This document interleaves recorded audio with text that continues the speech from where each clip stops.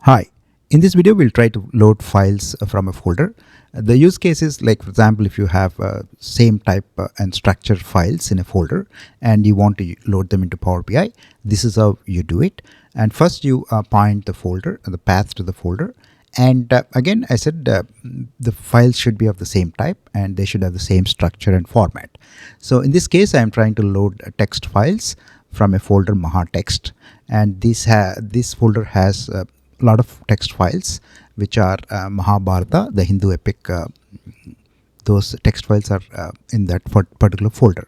Now we'll try to use to get data and point that path by clicking the folder, and you have several options here. Once you do that, you can select combine and transform data to combine the data into files of the selected folder and load. We'll use that particular option here. And again, there are certain conditions. When you combine files using folder connector, all the files should be of the same type and same structure. So once you do that, you can select any of those files. In this case, we are selecting the first file, and you can do all the transformations too, and then load or combine and load and transform. So all those options are available.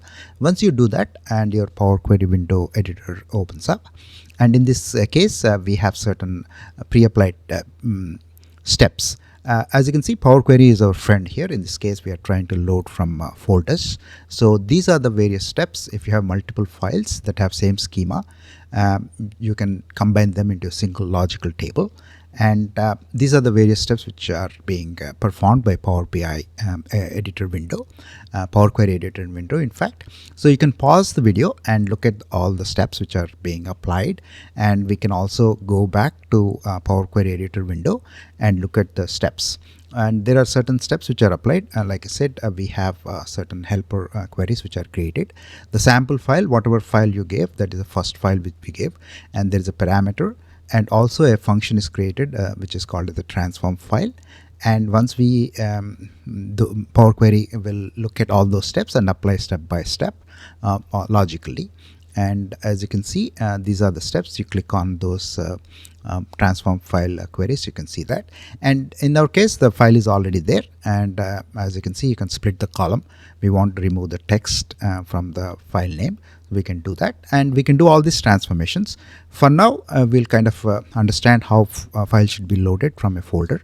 And once we have this file, maybe at a future date, we'll try to create reports out of it. It's a very simple thing. Pause the video and look at the steps which are being performed by Power Query window.